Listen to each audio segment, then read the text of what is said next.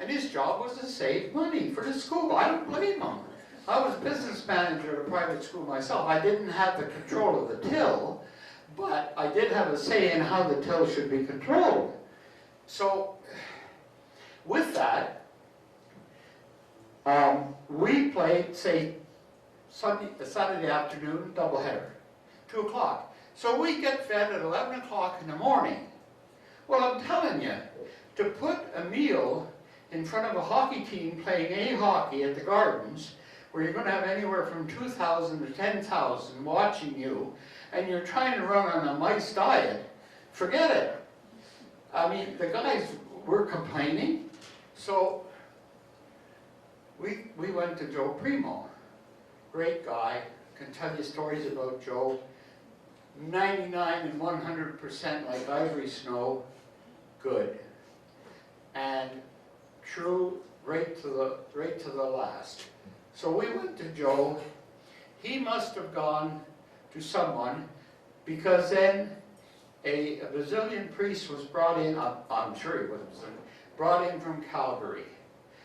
You know, most Westerners are great people. And this one was too. By us coming back at the end of Christmas holidays, our diet, particularly for games, we weren't asking for a special diet every time we went into the commissary, but for games, our diet turned around like that. Father Brown was no longer bursar. This new man in Calgary was bursar. We had no trouble with the food, and obviously we had no trouble winning games after that. Not only the food, but that was part of it. It wasn't good.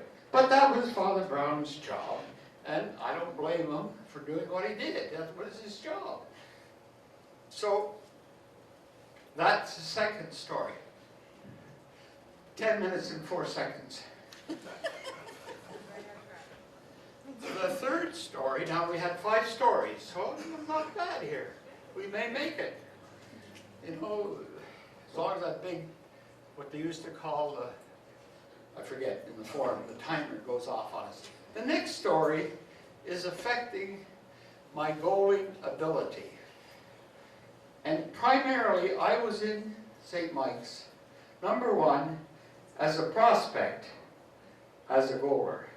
After Turk Broda retired, I saw him at a golf course, Royal Montreal, Canadian Open.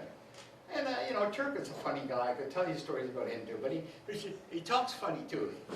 Hey, kid, he says, I'm sure glad you quit me, you do. You're sure pushing me up for hard. I don't know how long I could take it.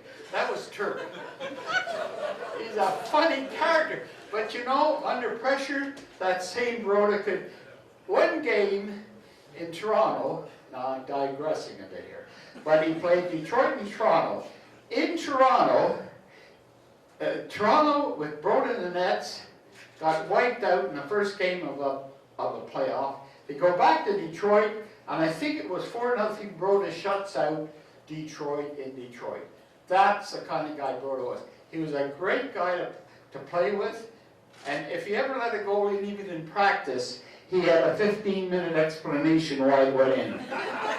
And it used to drive half day crazy, to the point that he never questioned, even in the practice, when a goal goes in, because Broda would get out there and say, well, I played the right angle, but the guy shot it here.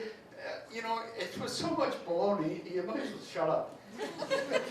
But he was a character, and the kind goalers accepted that are here, it's the kind you have to be to have your marbles if you are a goaler. Anyway, because otherwise you may lose your marbles, right? Anyway, okay, how did this affect my goaling ability? We were playing in Stratford the next night on a Wednesday, and I was always an 85% student at St. Mike's. I had homework to do. This is the day before Stratford. So I'm doing my homework. Yeah, I didn't want to cause any problem for the team, and yet I didn't want to have poor grades. So I was working there, and I still remember, 20 past, 12 at night, Don't forget, we got to get on the bus to beautiful Stratford, to one of the worst rinks we ever played in at that time, come back from Stratford and arrive back at the school about 3 a.m. in the morning, and I'm still up doing homework at past midnight. Father Ballin, who was our business manager, comes down the hall. What are you doing up? I'm trying to keep up my homework. No. Hey, I forget the teacher. He said, I'll talk to the teacher. Go to bed. So I went to bed. But it's still 12:30. The next day in Stratford, I had the worst game of the season. One of the three we lost. We lost it 6-1. And before the end of the first period, at the end of the first period, I told Joe Primo, I'm seeing 3 pucks. And I don't know which one to stop. And you know, it's a little tough. One's tough enough. You want to try 3. But when you can't guess the right one, 6 go in. And I told him before the second period started, it wasn't an excuse for 6 goals. I told Joe. And it was all due to the fact I was staying up too late. That scared me. I put down the books. I said, I will keep going to class, but I will not do any more homework, because primarily I was there for hockey. And neither not doing homework, I would not be writing the provincial exams. In those days we needed 9. But I went right to the end, but did not do homework and did not write the exams in spring 47. But we did win the Memorial Cup. Now, that's not to say I was the only guy. Of course, I wasn't the only guy. But I'm sure I contributed. If you read the newspapers, well, I'll tell you another aside. My son Gary used to play Little League baseball in Lachine. And he had a great game at second base. And the next day out comes a Lachine paper, and he points out to me his name in the paper. I said, remember this, Gary, they wrap garbage with that tomorrow.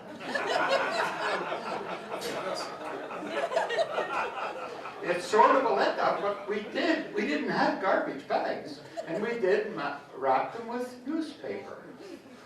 And anybody almost as old as I will remember that. So that was a letdown. So we lost the worst game of the season, as I say. Now, but I kept going, because if I didn't go, they might say, who knows, Father Brown, maybe even Father Regan, so you can't play in a hockey team. But I did go, and I did act stupid because I didn't write the exams. So I played. Well, the result of that was, and I mentioned this with the graduation committee, I think I'm listed at St. Mike's as graduating in 47. That's not right. I graduated in 49 because I looked back through the records and my name's not there in 49, and it should be. Why? Because after I didn't write in 47, I was with Toronto Marlboros. So I decided, I didn't go for so many months to St. Mike's and get nothing out of it educationally. So I decided, I was living in Rosedale with what is now Father Hannigan, room and board in Rosedale. I went back the first year to 19 school days at the end of the year after I finished hockey out of 180 days. And I passed 5. The next year, I went back for 19 days out of 180 and passed the other 4. And come August, I got a nice piece of paper from the Ontario government saying I had passed 5th form, which was my whole aim. So I did get 5th form from St. Mike's, but 2 years later than when I appreciated the help I got from Father Fott, who was helping me with math. It was very helpful. I didn't have to go too often because, you know, I later became business manager. I'm pretty good at math. But I did need some help. And I found any father that I approached. I don't remember others that I approached, but they were very, very willing to help me. And I appreciated that. Because, you know, I'm a 20-year-old punk. I'm living in Toronto. I'm trying to get something done. You don't get help, you probably don't get it done. But I got it done and I'm happy. How we doing? Oh, we're not doing well. Oh dear. Oh dear. I'm getting worried. Okay. The fourth item. This is the you got, well, I said I wouldn't start after 20 minutes. So I got, oh sugar, 59 seconds. We're going to have that vote, folks. But anyway, I am going to be able to get in the Memorial Cup, which is the reason for the 46-47 season. The one that you're going to have to vote on if you want. You're either going to get it on the tape or you're going to get it tonight, and I call it the Water Bucket episode. And it's number 5, the most hilarious thing that I experienced in St. Mike's that year. The Memorial Cup. The Memorial Cup was played out west. All the games were out west. We traveled by train. We didn't fly. There were airplanes, but when you took an airplane in those days, if you had to go across the Rockies, you went across the Rockies, because I didn't go, oh, see? Start. Okay. We're all controlled by time whether we like it or not. Shut up. So, when you went across the Rockies, see, I got to tell you something. After St. Mike's year, some of you must know Flaming Fleming McKell. Okay. He was a tremendous scorer. I could tell you a bucket of stories. I played bantam with him in NDG Park in Montreal when we were both 12. I know him as well as his father. And he was here at St. Mike's the year before. I was. But I also knew many of his foibles. Well, Brandon Wheat Kings wanted McKell to play the following year from St. Mike's in Brandon. But McKell says, I'm not going to Brandon unless Harvey goes. Well, I got as much interest going to Brandon, because they already wanted me here as a senior, as cutting a field of wheat out in Brandon. I wasn't too interested. And that's all you saw everywhere was wheat, flat as a pancake, as, you know.